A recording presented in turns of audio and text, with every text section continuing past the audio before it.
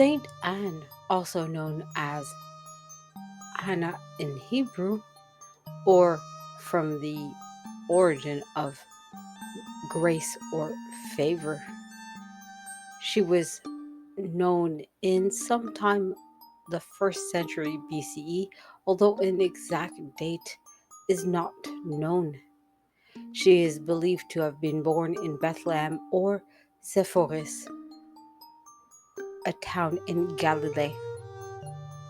There are no canonical record for her parentage, but traditions vary, often naming her father as Akar and her mother as Emerantia from the latter medieval sources. Her husband is known as Joachim of Nazareth, a devout man from the tribe of Judah. Tradition places their union within the Jewish practice of endogamy among devout families. According to the Proto-Evangelium of James in the 2nd century, Anne and Joachim were barren for decades. Joachim retreated to the desert for 40 days in fasting and prayer after being rejected from the temple for not having children. And simultaneously, in deep grief, also prayed to God under a laurel tree.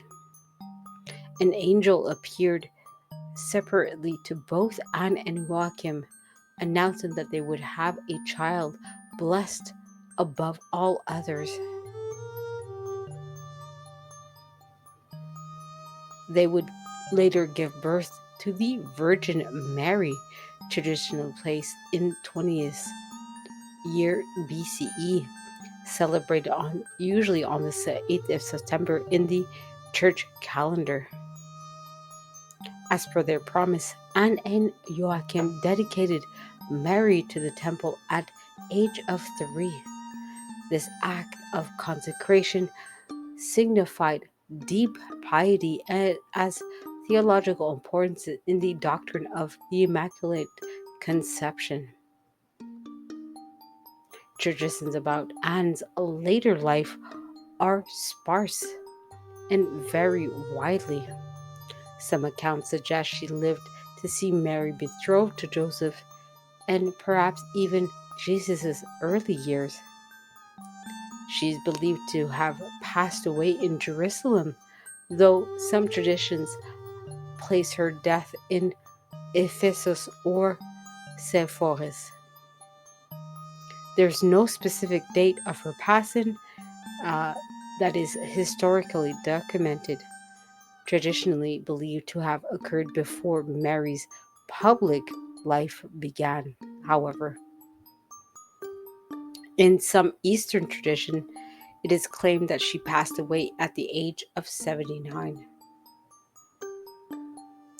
In the 4th century, this is the earliest recorded churches dedicated to Saint Anne appear in Jerusalem, especially near the Pool of Bethesda, believed to be her home site.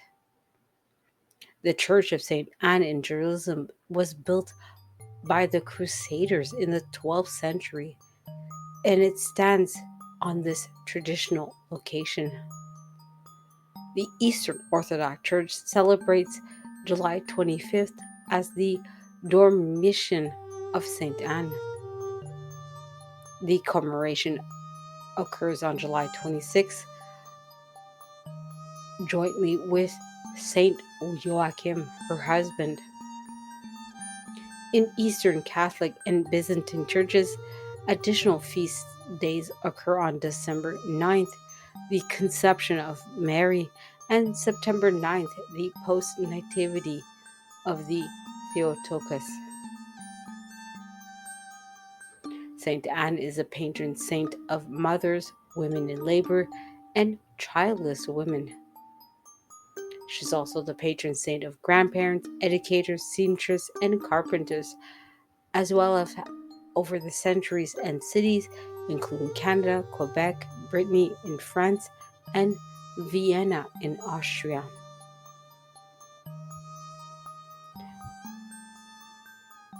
There are obviously many pilgrimage sites, including Saint Anne de Beaupré near Quebec City, which was founded in the 17th century. It is one of the most important pilgrimage centers in North America. It is known for reported miracles and healing. Saint Anne d'Auray in Brittany is a major French pilgrimage site linked to Marian and ancestral devotion.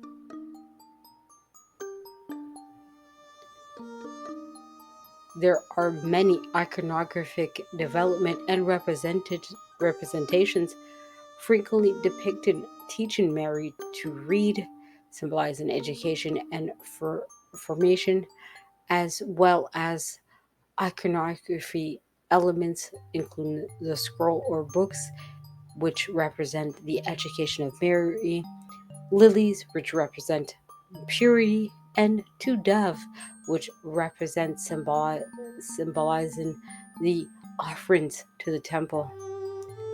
Many of the iconography often shown as matronally figure in red or green garments representing love and life.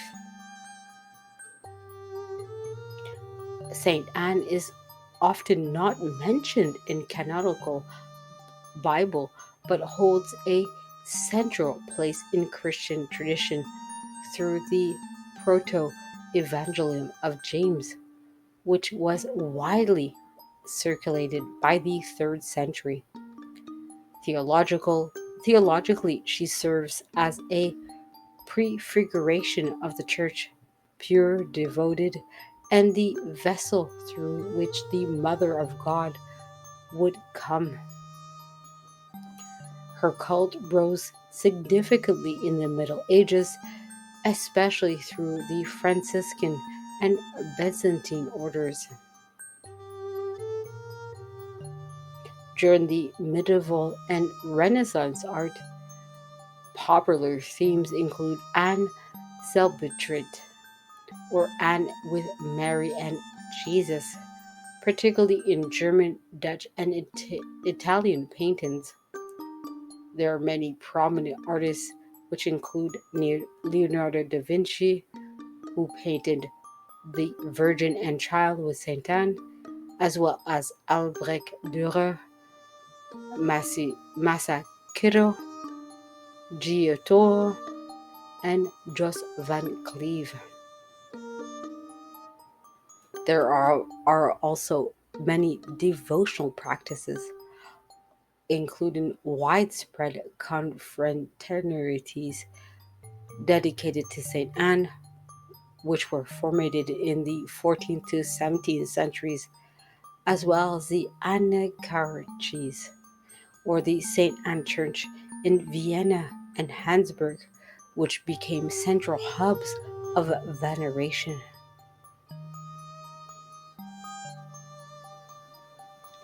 In more modern times, Pope Gregory XIII in 1584 officially placed her feast day on the Roman calendar, whilst Pope Leo XIII, Benedict XV, and Pius XI strongly promoted her veneration, especially in family and educational life. In 2002, the World Youth Day, Saint Anne was declared patroness of the World Youth Day in Toronto, reflecting her strong role in Canadian Catholic culture.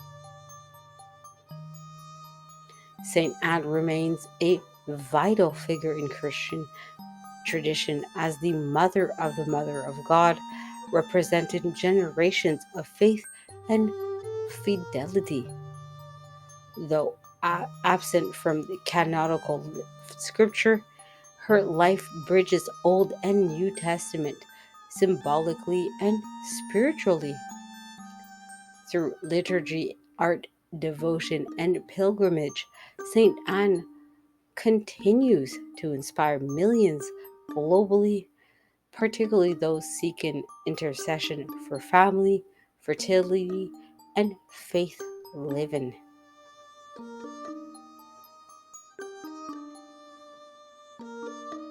The iconography of St. Anne includes many evolutions, symbols, artistic interpretations, cultural significance, and important works. The iconography of St. Anne developed from apocryphal tradition, particularly the proto-evangelium of James, and rose to prominence in the 6th century onward, gaining visual emphasis, especially during the Middle Ages and Renaissance. Because St. Anne is not mentioned in the canonical Bible, early depictions were symbolic or allegoric, often embedded in Marinian or Christology narratives. Saint Anne is most frequently portrayed as a mature or elderly woman, representing wisdom, maternal authority, and devotion. Common symbols include a book or scroll, which represents teaching of Mary, often seen guiding her reading signifying her role in Mary's early spiritual formation. There's also symbols of triple generation motifs, Saint Anne, the Virgin Mary, and Christ, all together a visual theological reflection on divine genealogy. There's also many representations of the veil and modest garments, which reflect modesty, piety, and maternal dignity. There's also symbols of the throne or chair, which symbolize honor and maternal sovereignty. There's also representations of the dove or two turtle doves, which refer to the temple offering in Luke chapter 2, verse 24, which indicate the fulfillment of Jewish law. There are many symbols of lilies or roses, which symbolize purity and divine favor, often shared with Marinian imagery.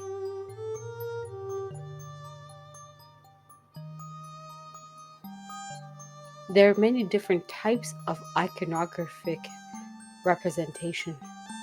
First and foremost, there's the Anna Schelbrit, or in German, Anne the Third, which depicts Saint Anne with the Virgin Mary and Christ the Child, which emphasizes lineage and intergenerational holiness.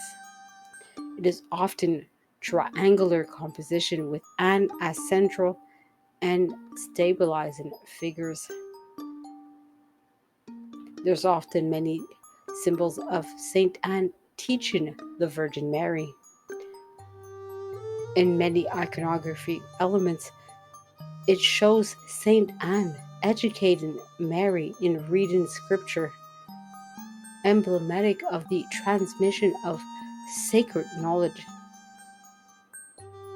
It is also common in Northern Renaissance art to reinforce values of learning and motherhood. There may also be many symbology of Saint Anne by herself. These soul portraits emphasize sanctity and venerable motherhood, and often shown in a meditative or prayerful pose with a book or with hands uplifted. Finally, there are many narrative cycles, some illuminated manuscripts, frescoes, and altar panels that depict full cycles of Anne's life, including mentioning Joachim at the Golden Gate, angelic annunciation of Mary's conception, as well as the presentation of Mary at the temple. There are, of course, many different artistic works and location of Saint Anne. Leonardo da Vinci himself painted the Virgin and Child with Saint Anne. This was done sometime between 1503 to 1519, and it was a oil painting that is now found in the Louvre at Paris. It is one of the most celebrated depictions with a complex psychological interaction between figures. Saint Anne is shown in intimate yet composed majesty. There's also a work by Albrecht Dürer, which is called Saint Anne with the Virgin Mary and Child, made in 1519. It is a oil painting on panel. It is found in the Metropolitan Museum of Art in New York City. It demonstrates dramatic emphasis on Saint Anne's maternal guidance with detailed rendering of features and textures. There's also the work by Giotti di Bondone called Meeting at the Golden Gate, made in 1305. It is a fresco found in Sovrani Chapel at Padua. This is an early Italian Renaissance depiction of Saint Anne and Joachim's emotional reunion. It shows an intimate moment signifying divine fulfillment.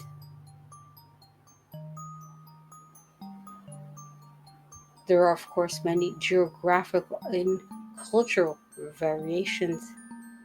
For the Byzantine and Eastern Orthodox tradition, Saint Anne is honored in iconography as Agia Anna, often paired with Joachim.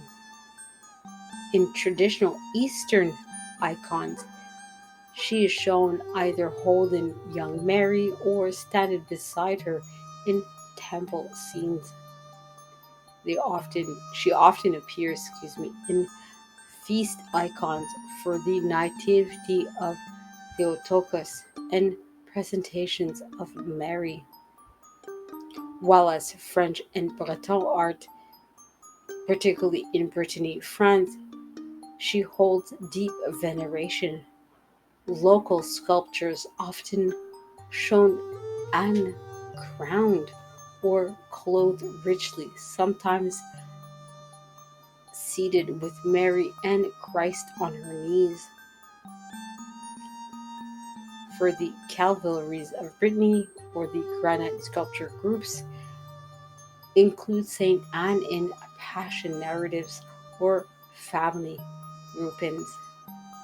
While as for Spanish Baroque art, the emphasis is on Saint Anne's grandeur and teaching role. Works by Francisco de Zurbarán and José de Ribera depict her in dramatic light and devotional realism, while as colonial Latin American traditions, particularly Baroque iconography, it is brought by missionaries, often emphasizing Saint Anne as matriarch and educator, depicting the polychrome wood or canvas paintings in churches across Mexico, Peru, and Bolivia. There are many liturgical and devotional artifacts as well, particularly in illuminated manuscripts from the 13th to 15th century books of hours often include miniature depictions of Saint Anne with Mary, especially in the Hours of the Virgin. There may be as well as statutory and votive imagery. Many pilgrimage sites, such as the Sainte Anne de Beaupré and Sainte Anne d'Auray, display large wooden or bronze statues depicting Anne in maternal, queenly, or intercessory roles. In the 17th century, ex voto paintings and medals from these sites illustrate miraculous intercession. Finally, there are many iconographic legacies and influence of St. Anne. St. Anne's iconography shaped Marian devotions, emphasizing the continuity of holiness across generations. Her image often served to elevate the role of women in salvation history and become a didactic tool in both monastic and domestic settings. Finally, her portrayal reflects theological trends from maternal pedagogy in the Renaissance to intercessory magistry in Baroque and familial sanctity in modern devotional art. Saint Anne is evolving with their symbols, artistic interpretation, cultural significance, and important works. The iconography of Saint Anne developed from apocryphal traditions, particularly the Proto Evangelium of Saint James, and rose to provenance from the 6th century onward, gaining visual emphasis, especially during the Middle Ages and Renaissance. Because St. Anne is not mentioned in the canonical Bible, early depictions were symbolic or allegorical, often embedding the Marian or Christology narratives. Saint Anne is most frequently portrayed as a mature or elderly woman, representing wisdom, maternal authority, and devotion. Common iconographic symbols include a book or scroll representing teaching of Mary, often seen guiding Mary in her reading, signifying her role in Mary's early spiritual formation. There's also triple generation motif, Saint Anne, the Virgin Mary, and Christ together, a visual theological reflection of divine genealogy. There's also the veil and modest garments that reflect modesty, piety, and maternal dignity. There's also the throne or chair, which symbolize honor and maternal sovereignty. There's also the dove or two turtle doves, which refer to the temple of offering in Luke chapter 2, verse 24, which indicate fulfillment of Jewish law. Finally, there's the lilies or rose, which symbolize purity or divine favor, often with shared Marian imagery. There are many different types of iconography that represent Saint Anne. There is the iconography of Anne Schelbert, in German Anne the Third. This depicts Saint Anne with the Virgin Mary and Christ the Child, which emphasize the lineage and intergenerational holiness. It often is triangular in composition with Anne as a central figure, which also stabilizes the figure or motif. Then there's Saint Anne teaching Mary. Many of the iconography shows Saint Anne educating Mary with reading scripture. This emblematic of transmission of sacred knowledge. It is common in Northern Renaissance art, reinforcing values of learning and motherhood. Then there's the iconography of Saint Anne on her own. In this iconography, soul portraits emphasize sanctity and venerable motherhood. It often as well shows in meditative or a prayerful pose with a book or with hands uplifted. There's also a narrative cycle. Some illuminative manuscript or frescoes, as well as altar panels, depict full cycles of St. Anne's life, including her meeting St. Joachim at the Golden Gates, angelic annunciation of Mary's conception, or presentation of Mary at the temple. The iconography is also important in artistic works and locations. For example, for Leonardo da Vinci in the Virgin and Child with St. Anne painting made between 1503 and 1519, this oil and on panel in the Louvre in Paris is one of the most celebrated depictions of St. Anne. It is a complex psychological interaction between figures. St. Anne is shown in intimate yet composed majesty,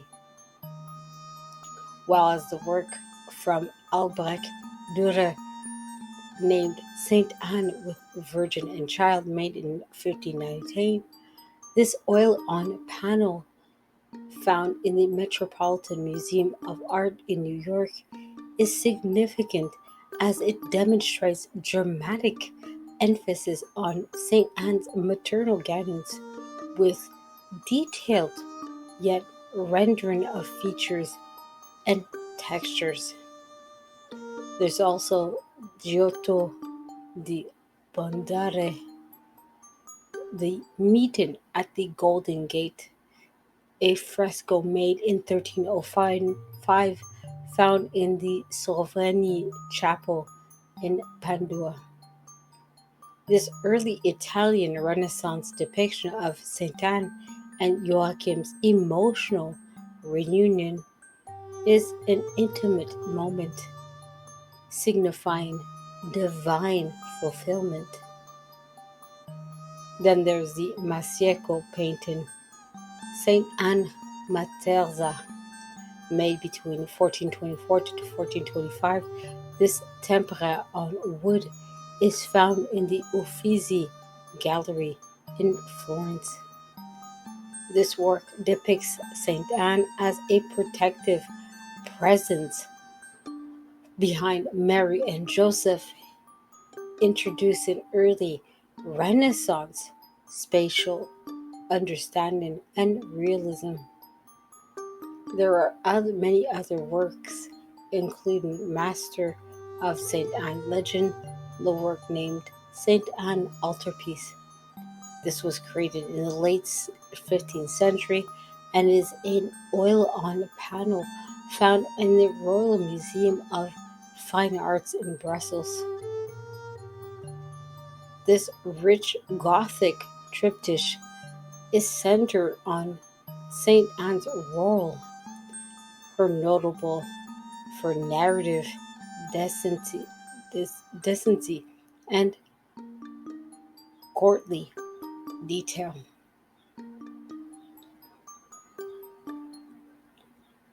Many of their works also represent the variety of geographic significance. The Byzantine and Eastern Orthodox tradition, for example, Saint Anne is honored in iconography as Agia Anna, often paired with Joachim. The traditional Eastern icons show her either holding young Mary or standing beside her in temple scenes. She appears in feast icons for the Nativity of the Theotokos and Presentation of Mary, while as in French or Breton art, particularly in Brittany, France, it holds deep veneration. Local sculptures often show Anne crowned, clothed with richly, sometimes seated with Mary and Christ on her knees. Many times the Calvary of Brittany or granite sculpture grounds include Anne in passion narratives or family groupings, while as Spanish Baroque emphasizes on Saint Anne's grandeur and teaching roles. Works by Francisco Zurbarán and José de Ribera depict her in dramatic light and devotional realism. Finally, colonial Latin America traditions often present a Baroque iconography brought by missionaries, often emphasizing Saint Anne as a matriarchal or educator, depicted in polychrome wood or canvas paintings in churches across Mexico, Peru, and Bolivia. There are, of course, many liturgical and devotional artworks.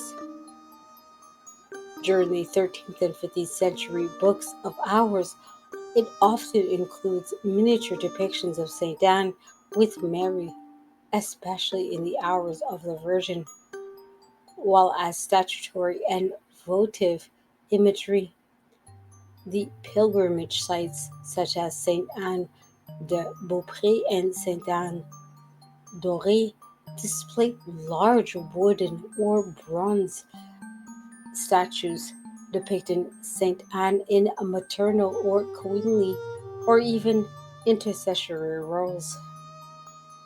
The 17th century ex voto paintings and medals from these sites illustrate miraculous intercessions.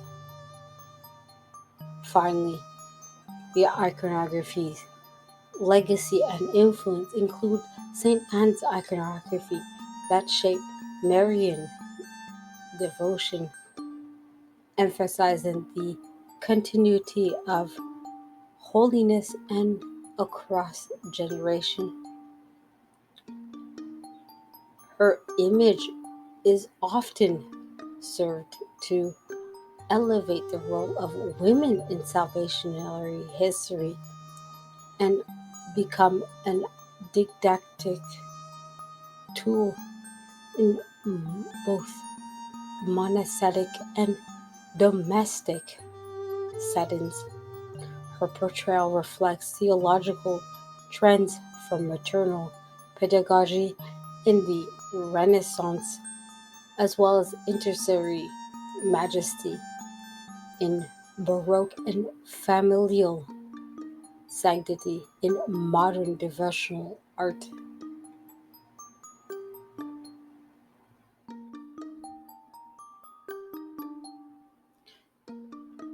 Since St. Anne's life predates the New Testament era and her story is primarily rooted in apocryphal tradition, most miracles attributed or associated with her are posthumous intercessory miracles occurring during the development of her cult and veneration, especially in late antiquity, Middle Ages, and early modern period. Saint Anne is not recorded as performing miracles during her earthly life in canonical or apocryphal texts.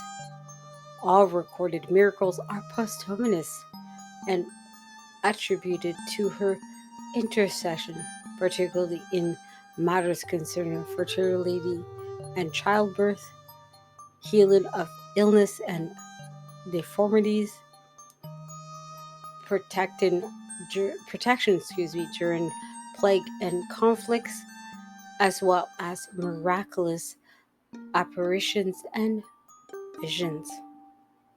These accounts gained ecclesiastical and popular recognition during major religious revivals, pilgrimages, and papal endorsements. There are many accounts of miracles occurring during the 5th to 12th century, some of which include healing at the Church of St. Anne in Constantinople circa 550 CE, at Byzantine Constantinople. A woman, for example, suffering from infertility, reported conceiving after praying before St. Anne's relics in a chapel built by Emperor Justin I. Byzantine hagiographical texts are mentioning these miracles. Saint Anne is credited for helping as a patron saint of childless women. There's also the help from relics translation to Apt in France during the 8th century.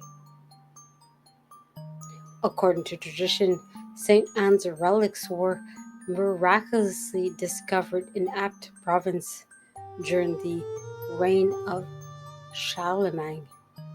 A deaf-mute child miraculously spoke during a church excavation, guiding clergy to the hidden bones of St. Anne, marked the beginning of French devotion and pilgrimages to St. Anne. Then there were several miraculous events and medieval miracles from the 12th to 15th century. For example, there was a healing at Duran in Germany in 1506 at the Church of St. Anne, Duran. Multiple pilgrims recorded cures from epilepsy, paralysis, blindness after praying before the relic of St. Anne.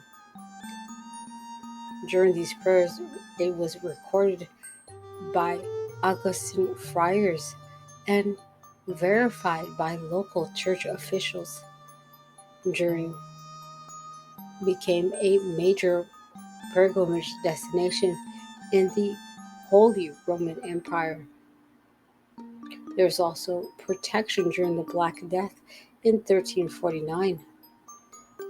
This occurred in Central Europe, especially Flanders and Bohemia, where many towns had been erected chapels or held processions in St. Anne's honor, reported being separated from the plague or recovering rapidly from the illness.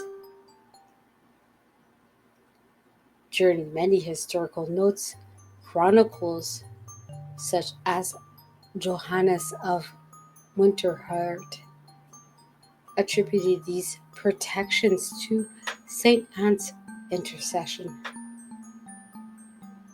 During the early modern period, so from the 16th to 18th century, many miracles included apparitions in Orera, Brittany in 1623, including witnesses such as Ivan Nikolazik, a Breton peasant. St. Anne appeared to Nicholas in a vision requesting a rebuilding of the chapel, destroying that was destroyed, centuries earlier.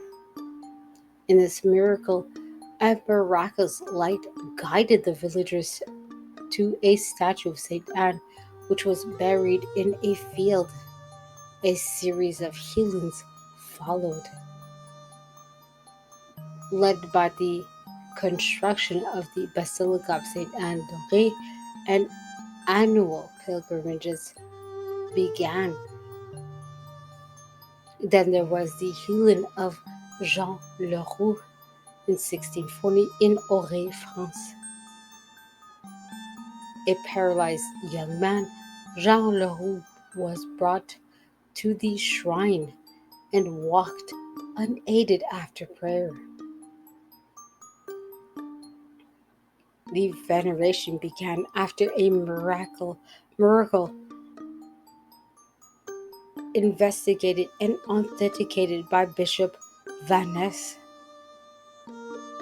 The miracle recorded in the official shrine registry was a frequently cited in the 17th century divinational text. There were many miracles that occurred as well in the 17th to 19th century, as well as further on. For example, in 1944, during the World War II, multiple French towns invoked Saint Anne for protection during the Nazi occupation, particularly in Brittany and Normandy. Many soldiers and civilians claimed divine intervention when churches dedicated to Saint Anne remained unharmed after being bombarded.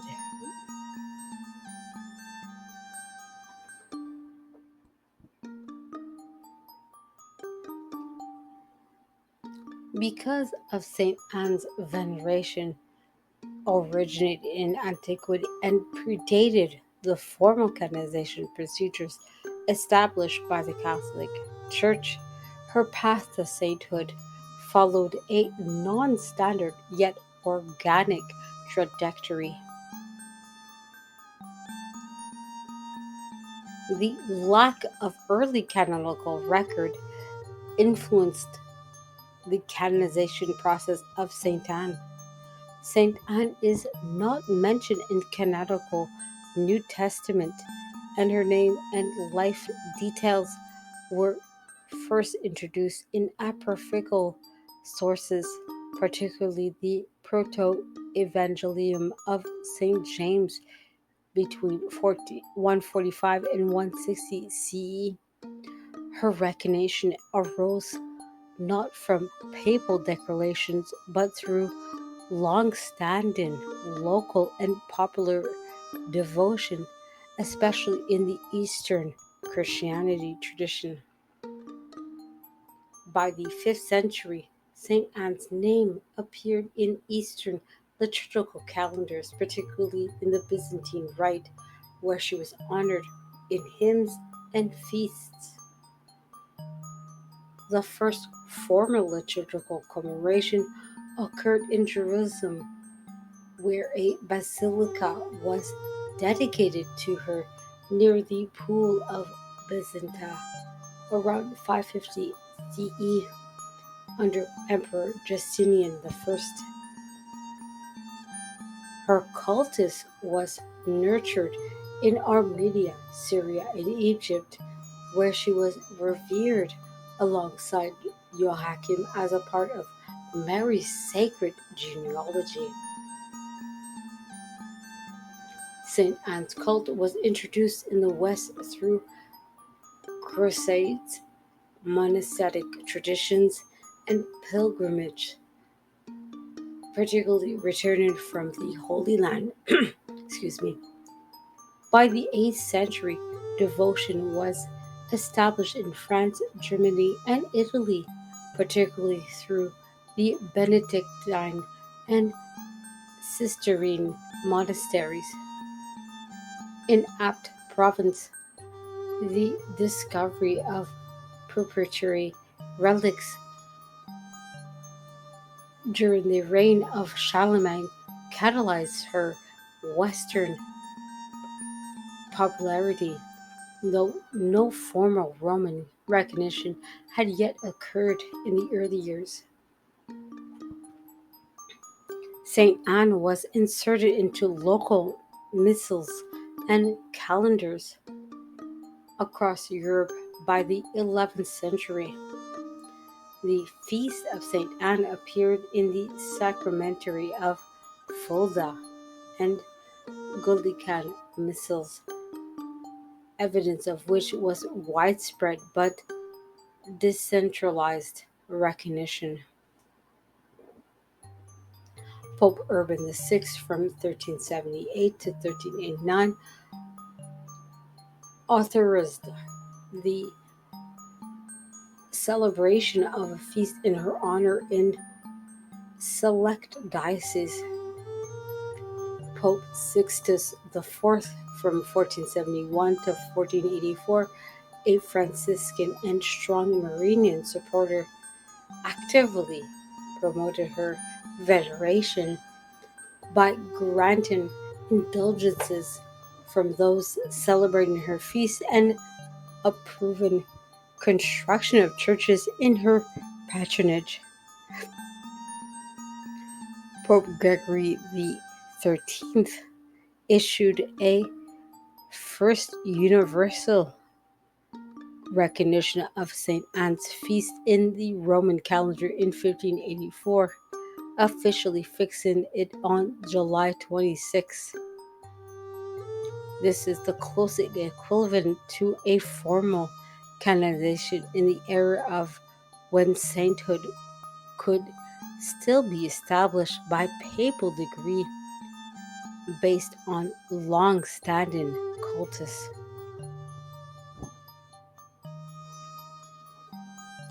Trident reforms in St. Anne include the following of the Council of Trent from 1545 to 1563, in which the Church implemented more rigorous standards for sainthood. While new saints required formal canonization through papal bulls and verified miracles, long-standing saints like Saint Anne were accepted by the principle of immemorial veneration, or cultus immemorabilis, which affirmed through liturgical incorporation and episcopal consensus. Pope Leo X from 1513 to 1521 and Pope Clement the Eighth from 1592 to 1605 further legitimized her public veneration by issuing decrees supporting her liturgical observances and her um, and allowing, her inclusion in breviaries and diocesan offices. Pope Benedict XIII in 1729 included her name in Roman Martyrology, the Church's official catalogue of saints. In Eastern Orthodox and Oriental Orthodox recognition, Saint Anne has always been considered a saint in these churches without the need of canonization, as she was included in ancient Synaxaria or agrographical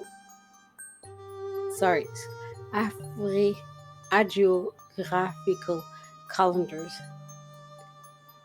Her Domitian is celebrated on July 25th and is one of the oldest Marian family commemoration.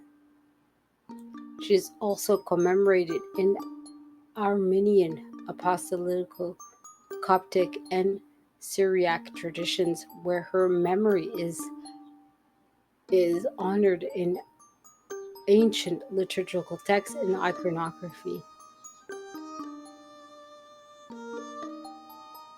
In modern affirmations and devotional support in the 19th to 21st century, Pope Leo XIII from 1878 to 1903 expressed deep devotion to St. Anne and encouraged Catholic families to invoke her as a model of parenting and grandparenting. Her elevated status as a patroness of mothers and grandparents also contributed to her sainthood. Pope John Paul II and Pope Benedict XVI visited shrines dedicated to St. Anne, further confirming her endurance and place in church devotion. The Second Vatican Council from 1962 to 1965 retained her feast day on July 26th, now jointly celebrated with Saint Joachim, affirming her theological and spiritual importance in contemporary Catholic life. She remains inscribed in the Roman Martyrology, Eastern calendars, and numerous national patronage lists.